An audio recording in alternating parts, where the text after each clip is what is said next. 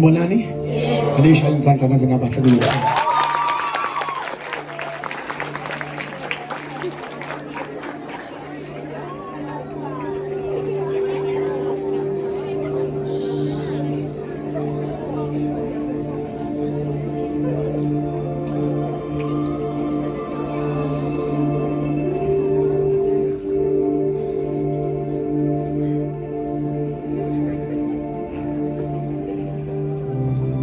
Sibonge ngiyabingelela kakhulu ngicela ukubingelela uprincipal wesikole ngicela ukubingelela othisha bonke ngicela ukubingelela nje wonke umuntu nje okwi-management mhlambe ngicela ukuthi all protocol observed ukuze kungeqi abantu mase ngibingelela abafundi abahle omphambi kwenu sicela kwaMncube and I'm very strict and okumnandi nginibona nonke kusuka lapha kuze kuyofika ezantsi mawungibona ngithula shothi khona okhulumayo njoba ngize la kunina I sacrificed my time I came free of charge ngiyakhokhela ukukhuluma but because ngiyathanda ukubona ingane yomuntu omnyama ihluze engqondweni ukuze ikwazi ukuhlangana ne-destiny yayo ingakho ngithanda ngize namhlanje sibonge kakhulu kwi-Brothers Motors the brother of mine uSiyanda for inviting me to come and speak to you animshayeleni izandla mfowethu. Alright. Angeke ngimoshele isikhathi. Njobe seshilo ukade ngintroduce I'm a motivational speaker. I'm a 5 times best-selling author. I'm the second best-seller author in South Africa. Computer no Trevor no number 1 ku number 2 ukusho ukuthi kumi ghost phambi kwenu yabona. So, ngicela senze kanjena ke. Namhlanje ngicela ukungani motivate ne? Namhlanje ngicela unitshela iqiniso. Ngiyacela ku principal ne team yonke yesikole ngizonimotivate ngeprayer yokubhala ifinal. Kodwa namhlanje ngicela ukunitshela iqiniso. Nginantshela iqiniso. So only the truth will set you free. Iqiniso liyamkhulula umuntu liyababa kodwa liyanjani? Liyamkhulula umuntu. So kunezinto ezimbalwa nje sekuyibonile ngiqhamuka kule migaqo le. Number 1, enginotisile, you're not serious. Yokuqala nginotisile, you're not at all serious. Angikhulumi nani ngoba ngizanga mina nginendaba nani, ngize kuwena. So mengikhuluma kanje ungasheshe uhle kungilalele nje. Lalelisise, I'm very strict. Into yenza ukuthi ngibe strict ungayitshela ukuthi ngiyaphoxa, ukuthi nginomona ngoba awuyazi into ozowela kuyona uma ungafocus kule nto ezilela. Okumnandi environment enhlala kuyona niyayibona. You can go uyobuza sisabadala. Abazale isikhathi singakafiki. Hamba ubuza obhuti abadala abahleli la emgaqweni. Babuza ukuthi ukubeka ngabo bayathanda yini ukuthi uphile njengabo. Bawukutshela iqiniso. Nawe ungayizini ireality yakini. Nawe uyasibona isimo sakini mawuphuma kini ukuthi sinjani. So manje into ebhlungu ukuthi mawusufika la esikoleni uphila nabantu. Konke ngeke ngisho bothisha bami. Sinomkhuba ukuthi inqubo mesiyithathe nabangani. Kodwa ama outcomes sibhekana nawo sisodwa. Bawukutshela ade befunda umatric. Bawuhamba nabangani bakho bonke. Kodwa mawusuphuma ephepheni uphuma uwedwa. So njengoba ngise la angizange kunina ngize kuwena nje as an individual. Ngiyababona baka grade 8 basabancane. Ufuna ukukhuluma nje kusuka la kuya ngapha. Ufuna uhluze nje la ekhanda. Angize ngizokutshela ireality. Le nto ngizokutshela yona wena uyayithatha noma uyithathi. The truth the reality will unfold. Yabona uma sekuJanuary uJune ukude kakhulu uzobe usungifakazela ukuthi kodwa wayisho lo wabhuti lento. Kahle akufanele ngabe simncengela ukuthi ifunda. Ngoba kwempilo yakhe ayiqengi. And uyayazi reality. So, onjani umuntu ozophumelela empilweni? Abe ngibuza, abantu abanjani abaphumelelayo empilweni? Empilweni iphumelela umuntu ozophuma kwisixuku. Ngoba isixuku siyaphazamisa. Isixuku siyadukisana. You will never find your path in a crowd of people.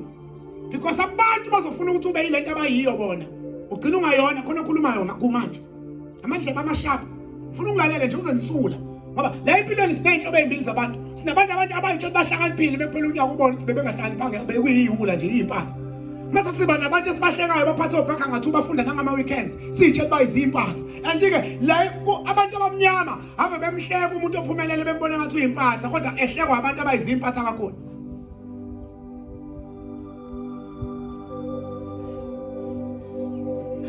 mina ube kule group ethi hey nimbona le mfana sasifunda naye ngoba uyasala umbuzo wena wasalaphi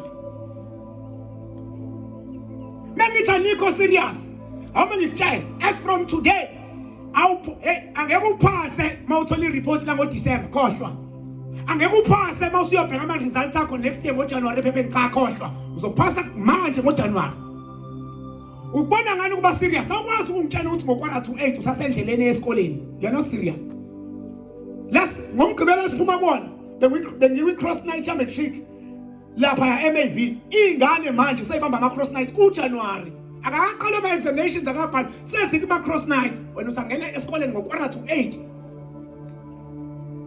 omunye uyambona mawuhamba lapha ufaka i-shirt endleleni hamba ngikutshela imfihlo yini eyenza ukuthi mawusendlini yakho kini uvuka ekseni ngizosheshe ngiqede ngoba imvula iyanetha yini eyenza ukuthi mawuvuka ugeze uwakhumula amapijama ungene kwi-uniform yini ungahambi ne-uniform uyifaka esikhwameni ufike uzoyiqokela esikoleni yindaba ungezi la esikoleni namapijama akho ngoba leyanto iportray something empilweni leyanto ithi asiqokeli ukuya la esifuna ukuya khona sesifikile la esifuna ukuya khona kodwa siqokela ukuya la esiya khona sisala sikhona ukuze basibone la endleleni yokuthi siyaya la esifuna ukuya khona okusho mindset yempumelelo uyigqoka sawufika kwimpumelelo uyigqoka ngisho usahlupheka uyigqoka ngisho usavuka emjondolo uyigqoka ngisho ungenabazali uyigqoka ngisho uvuka ekseni ungenayo breakfast kodwa uyigqoka imindset yokuthi I'm going to win because a winner is a mindset. Winning is a mindset. Ukuwina kuyinto le emqondweni mhlawumbe ngithi soldier is a state of mind. I-social inqoba impi sempini liqala linqoba la ama strategies zoplana la before lempini so namhlanje ngizothi ngicela ube serious nje iba serious nje ngoba nalabangani bakho phika nabo phila nabantu ungaphiki nabo mina ngabona omunye umuntu onemali uthe umethola imali wazwana nabantu abangenayo imali bonke babecela kuyena ebasiza ngiyembona ku I blew it umuntu bethola imali athengele ngisho abangani bakhe amaphono mhlazana iphela kusho abangani bakhe ukuthi wathi ethola imali lo wadlala ngayo kusho abantu abashintshela impilo sebetshela yena ukuthi wadlala ngemali ngoba isixuku sisondela kuwena makusakhona sisakuzuza mhlazane hey ame ngitshela ungafani neplaster abayisebenzisa mebopha abantu mhlazane kuphela ukopha abayilaxaza yabona nje uyibona ukuthi uyintombi yakwena umuhle abafana ungavumi bakutreat njengeplaster ngoba iplaster uyidinga mawungenako umopho but iplaster umsebenzi wayo umoma umopho masiqedile sebe right abantu abagulayo ngayo bayithatha bayijikjele lapha emqonyeni lithi iBhayibheli beauty is deceit ubuhle buyinkohliso umuhle impela siyavuma kodwa ubuhle bakho ungakwenza ukuthi sikhombise isithombe somzimba wakho instead sikhombise isithombe somqondo wakho ngoba umhlaba ufuna izinto ufuna umqondo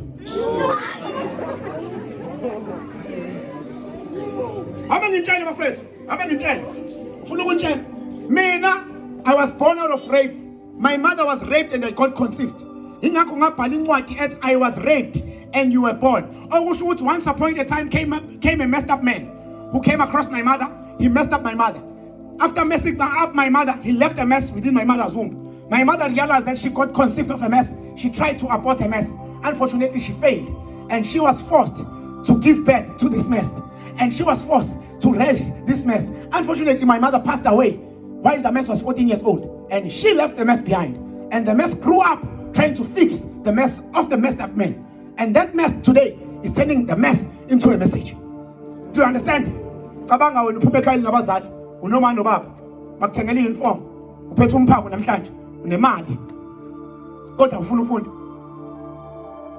ufuna ukutshela mina ngicela ube serious nikhona bona ekukhuleni kwami as a product of rape uthe uma umeshona ngahlala emzini yabantu emlazi ngame ngihlala emzini yabantu ngeke ngahlala emgaqweni yasemlazi mina mlazi nje awukho umgaqo engawazi asikho isigebengu ngasazi mina ngatshana igebengu eyisatshwayo emlazi khona isigebengu esathi masishona ngizosikhumbula bothi story esashona kushone sona kwatshontsha imoto zamaphoyisa ngahlangana naso leso sigabeni sangitshela ukuthi sathi kulula ungena ebugebengini kodwa kunzima ukuphuma ngaqala uqala ungena so ngifuna ukutshela nanibolovo yabona into yemashi ukuthi uyayibamba imashi ibamba iya ibamba ibuye ayisebenzi wonke umuntu osabela leyo nombolo ugebhezi lakhe likangangako ke ripini ngoba ukwazi ukuthi umuntu odecent ukhuluma into ongayi understand kwawena Ngoba uthi wena uthi yes uyisebenzi ngizokubiza ngithi ungichazela ukuthi we understand into osho uthi uyishayisana. Awuyishayisana kancane.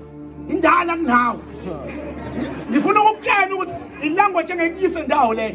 Ngifuna ukukubonisa nabo labantu abantu bangamagunya. Nongoloza nongelekajana ngifuna ukubonisa ungathi usihlakaniphi kodwa ejele udla ngesikhathi. Ulala ngesikhathi. Ilanga ulithamela ngesikhathi.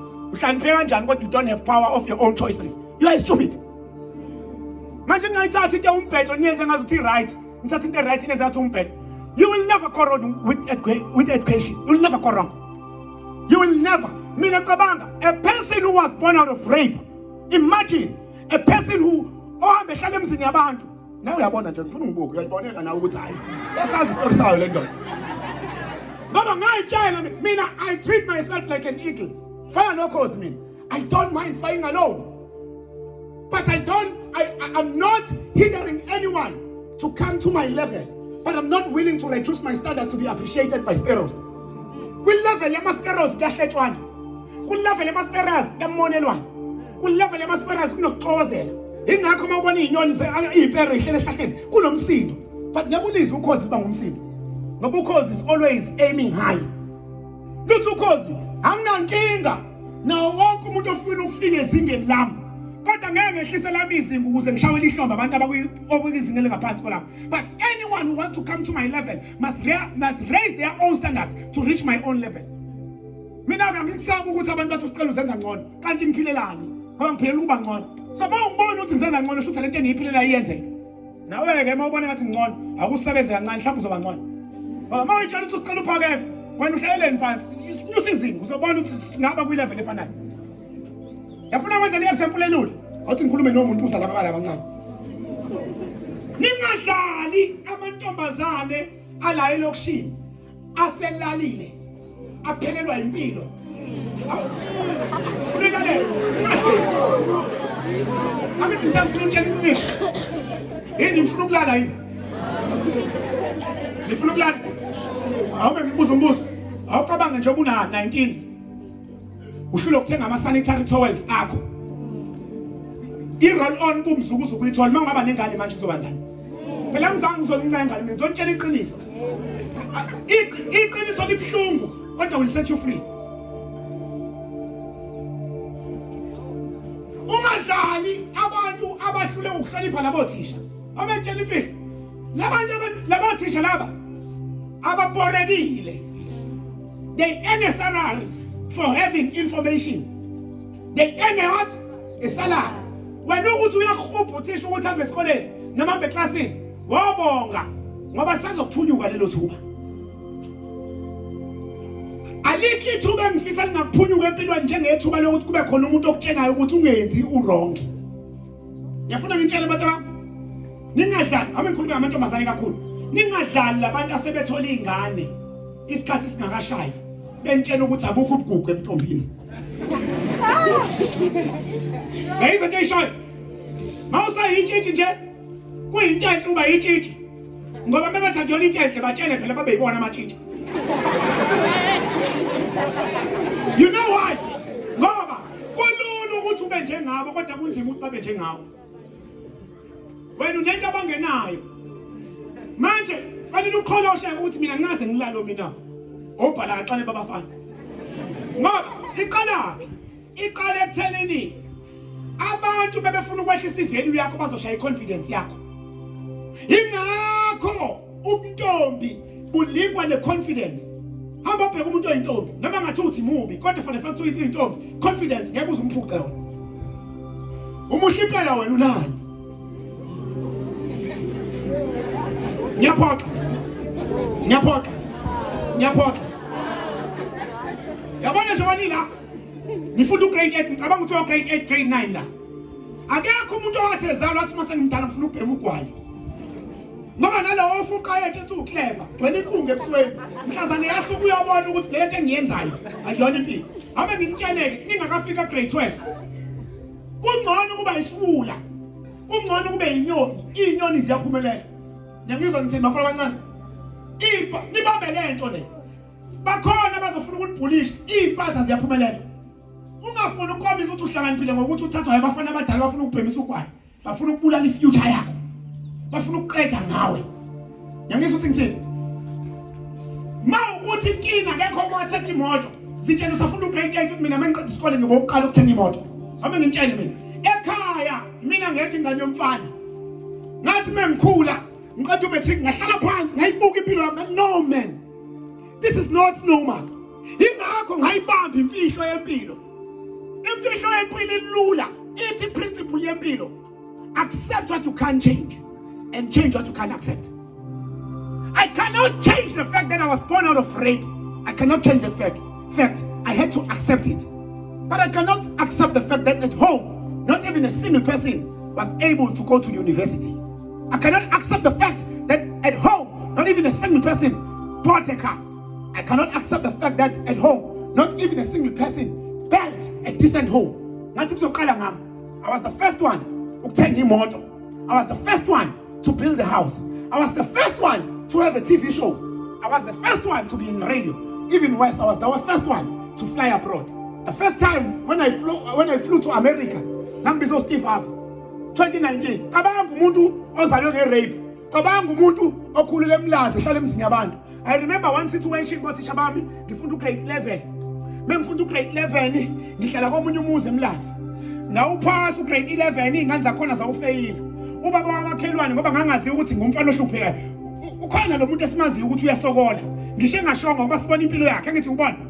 Nami ngiyamazi ngoba amengitshela nto ungalenzi iphutha lokusenza uclever ngokuhlekisa ngosizi lomfundi. Ngoba la eminyango lithatha semsamo limphose eminyango. Thatha semnyango limphose emsamo. Ngisho ngathi uyamuzwa ukuthi unikwe ikhwapha. Kungcono ufihle i-roll on esikhwameni sakhe nama-sanitary towels kunokuthi uhlekise ngayo ukuthi nilizwile ikhopha la ngoba awulazi kusasa umanje ungabuya ekhaya beshonile nabazali abakuthengela i-roll on uyibone impilo ukuthi inzima kanjani. Now menguphasa ugrade 12 ugrade 11 uba wamakhelwane eyizwe le ndaba avela ahamba olanda ivoucher yakawulisi athi mfana wami nansi ivoucher ngicela uyothenga impahla zokugqoka. Uma nginika le mali ngithi mina no ngeke ngithenge impahla zokugqoka. Into engizoyenza ngale mali ngifuna ukuyothenga igrosa. Ngi-appreciate lo muzi engihlala kuwona ukuthi bangihlalisile ngingenayo indawo yokuhlala. Ngayithenga igrosa. Ntambama uma wapheka kamnandi wazofaka ngisha amasalada nama-coleslaw nayo yonke lona. Mefika ubaba wakho uyabuza sengiyithatha imali ngoba ngayahola ekhaya. Asho hayi baba usicela bamuphi ivoucher ngazi uphi obani wasithekela le grosa le hey so isidle kamnandi namhlanje. Angibizele khoneni lo baba.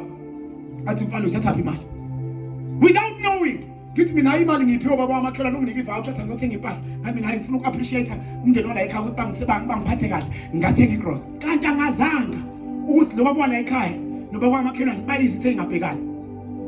Lo baba wasukuma wancapha uthe uma efika ekhishi ngani sekuphakiwe wathatha ekudleni kwami wathimisela amathe akuhlaza.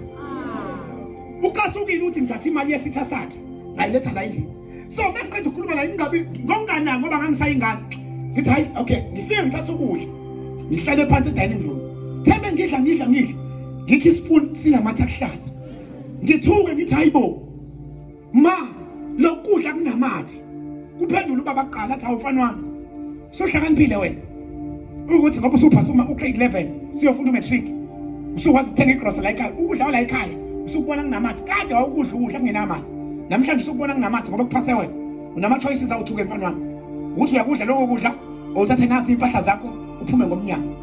Ngabuka into esu2 ima ngiyithatha lezi impahla ngiphuma sengiyofunda umatric ngizohlala phi kwangiphoqa ukuthi angiwadla amathomto omdala ukuze ngithole indawo yokuhlala. Kanti ubaba omdala lo useshawa iTB. Disemba wonke ngiyagula ngizazi ngiphethwe yini kanti ngiphethwe iTB ngacishe ngashona. Ugrade 12 wami mengifika esikoleni ngizacila ibhande ngilibambe iblue ngilibophe. Kanti le abafundi engangifunda nabo baba nozwelo ba-understand usicelo siyamazi umuntu oyiphaphela usicelo siyamazi umuntu oyihlakaniphela. Ikhona inkinga nayo lahlangana i-class thisha bangithengela ngikhumbula ukuthi ngagcina ngixoshiwe kuleli yakhaya to a point yokuthi bengidla amaphilisi kwafanele ngiqale ngidle kuqala. Babeshintshisana namhlanje omunye ngiphathela isikafutini ngiphathela irice nokukari wakhona bakubo omunye ngiphi imali yokuthi ngithenge ngisokola. But ngaleso sikhathi ngayitshela ngathi kuyagcina ngami ukusokola kanje kuyagcina ngami ukuhlupheka kanje sengizovala ngifuna ucabanga isimo sakini manje awuvala amehlo nje angithi ngizile mina ngizokhuluma nawe futhi babona ukuthi awuyidingi lento uzowavula amehlo. Kodwa umuntu othi ngiyayidinga lento izoshintsha impilo yami 2026. Ngifuna njengoba uvala amehlo, ngifuna ucabanga isimo ophuma kusona namhlanje kuseni.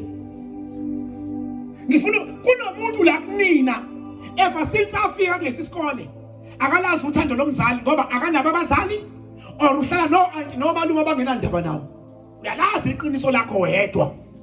Njengoba sihlale sikubona ungalaleli nje akusikona ukuthi awulaleli ngoba ungathanda ukulalela. Inkinga wena kwasekhaya awuphili kahle. Yabona njengoba isikole ungasifuni nje angikusoli ingoba vele uthanda ulazi wena. Ulindele bakuthanda abantu kodwa wena uyithandi. Awuqala uyithanda wena uthi mina ngizoyikhombisa uyithanda ngokufocus esikoleni iqala. Angazi noma kuyadliwa yini kulesi sikole. Kunabanye abantwana abakwazi ukuphaka ukudla kwasesikoleni bagoduke nabo ngoba bayokudla ntambama ekhaya ngoba isimo siyabhede ekhaya. Ngicela ungisize ngento eyodwa. Ngicela ungazenzi uclever ngisho isimo singavumi. Musana ukuhlakanipha into ewrong. Kodwa right anikwazi ukuhlakanipha kuzona. Ngabe umuntu wesilisa abafana ke bane-anger yokungabazi uthando lobaba babo. Abafana bane-anger yokungalazi uthando labazali. Umfica umfana egoloza eklasini egolozela uthisha kanti hayi inkinga ayikho kuthisha, inkinga ayikho emfundweni, inkinga isemuva ekhaya. Nawe my brother, ngicela wenze isifungo nawe. Ikakhulukazi abafundi be-matric, ngicela ukunika i-challenge ma-matriculants. Namhlanje, bothisha bami, ngicela nibakhumbuze benifike emaklasini. Ngicela umfundi waka-matric namhlanje ku-January azibhalele iletha azofisa ukuyifunda mhlazane eyothola ama-results akhe next year. Ngoba unyaka uyashesha uphela. Kube ku-January 2027 kusasa lokukusayo. Ngicela uyibhalele iletha ozoyifunda ngakhali my brother. Selunga isimo sakho. Utshela umuntu owahlumazeka, utshela umuntu okhule ibonela. Lezo inyembezi nje my brother, mina ngizokutshela ngiyazi mhlawumbe kubhlungu kwamanje. Kodwa ngiyakutshela mfethu ungakhali lezo inyembezi lezo. Ngicela ukuthi Nkosi kahle kahle umuntu orelateayo nalesi simo, umuntu obaziyo ukudima. Ngicela uthi awumthandaza ukuthi Nkosi ngicela ungiphe amandla njengoGideon. Ngicela ungifanise noGideon eBhayibhelini wathi uyiqhawe elinamandla. Ngiyazi ngiyahluleka uNkulunkulu wami. Ngiyazi ngiyahluleka kunzima. Akukho umuntu ngingedwa. Kubhlungu ngiyazi khona umuntu kumanje akadlile. Iperiod yokuqala ngiyakwazi ukufocus ngoba ulele ngadlile ebusuku wavuka engadlile. Uyasaba ukutshela abantu ukuthi hamba ngitshele bothisha bami ngoba ngifuna ukunazisa nani bothisha bami. Ninebhadi webothisha. Nakhethe yona career engadingi ukuthi ube qualified academically only, but that also requires you to be called. Because when fanele usuke ekubeni uthisha ugibela istephi soba umzali ngoba kugcwele iy'ntandane la. Mina ngitshela reality. Kugcwele iy'ntandane. Siyabadinga othisha abazoba nozwelo noma ngathi uyayibona ingane ukuthi ayizwa kangakanani. Kodwa usigibele istephi sokuba umzali ukurizini nje.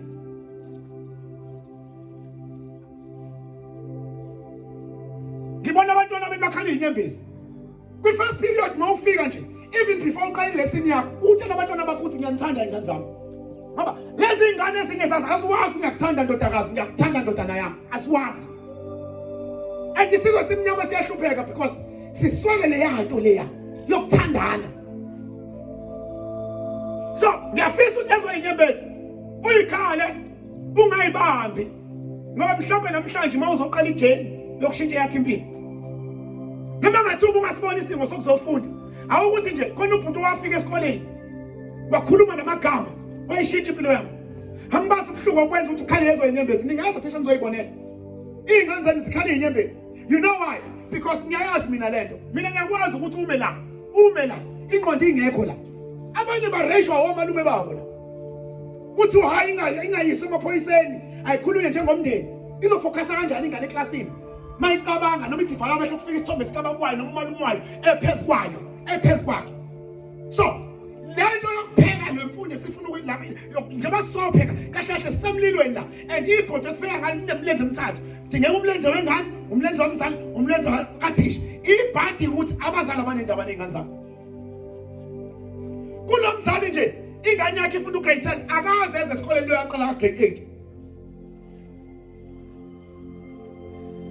Ezinye ingane ungayibona ukuthi ithanda idakamizwa kanti zikhulela kwi-environment vele siyibone kubazali lezi zinto lezi. and kumoya lithi iBhayibheli sibambene nenyama nagazi kodwa sibambene nemoya. Ngifisa ngishaye umthandazo omncane namhlanje uthi Nkosi ngiyacela uthi uDavide ngiyacela ungiphule ungangibeke esandleni somuntu ngicela ungingawele esandleni somuntu. Ngiyafisa na ushaya lo mthandazo uthi ngicela ungingawele esandleni somuntu ngoba isandla somuntu siyalimaza. Nawe mfunda khona la ungalenza iphutha bekukhona umfundi ozile kuwena ozocela usizo mase uyalithatha uyokhuluma nabanye abafundi. Alilenzi lelo phutha lelo. Wena sanomzali ungavuma abangani bakho abaphuma ekhaya ngenamthetho baphulisa umthetho wakini ngoba uyayisola. Wena sanomzali nje ukhombisa ukukuthanda impilo yokujaja hash mawungangahlonipha abazali bakho siyabafisa nathi abazali. Yabona umzali omthatha kancane siyafisa thina ukuthi sibe naye wena unaye kodwa you don't respect your parent. So engizokusho namhlanje bengizothi hamba ngalamandla onawo. Lithi uthi uNkulunkulu ekhuluma noGideon ngikwethembile iqhawe namandla hamba ngalamandla onawo. Nami ngizosho njalo namhlanje hamba ngalamandla onawo. I see leaders in you. I see powerful women in you.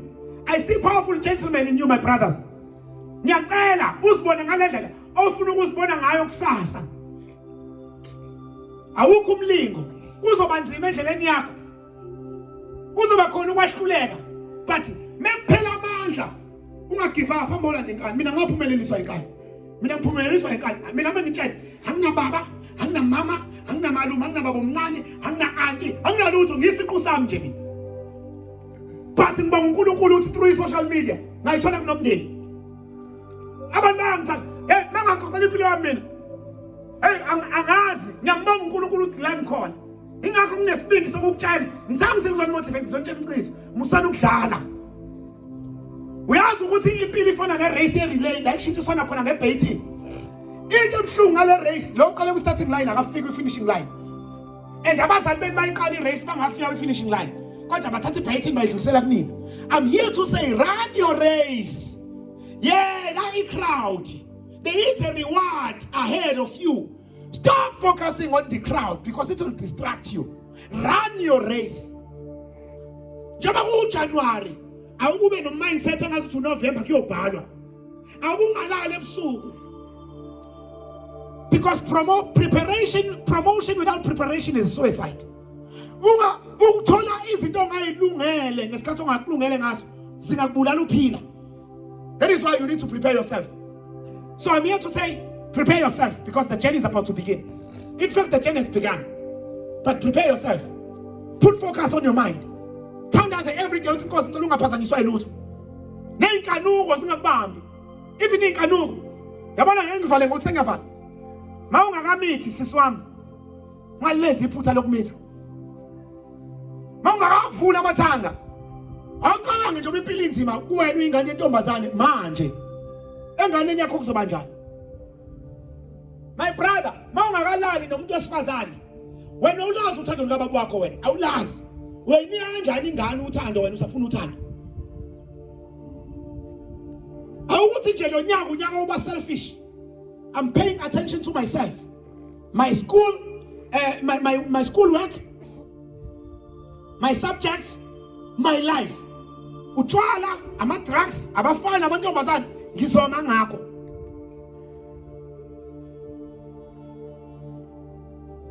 Ngiyafisa nje uNkulunkulu anibusise, ngiyafisa ukuthi uNkulunkulu ahambe nani ngoba kunzima. Kunzima bafethu. And ningenze ngathi alibona umzimba. So, phezulu kwalabo umzimba obhekene nabo, ungasidedele obunye umzimba. Imfundo ngithanda into eyodwa. Imfundo iba umngani mawungenabo abangani. Imfundo iba umzali mawukuthi awunabo abazali. Imfundo ilento ayidingayo ngaleso sikhathi. Ifana noNkulunkulu. uNkulunkulu uba umzali mawungenabazali. So, ngiyacela qala ngekqala ngakho ugcine ngekugcina ngakho. May God bless you.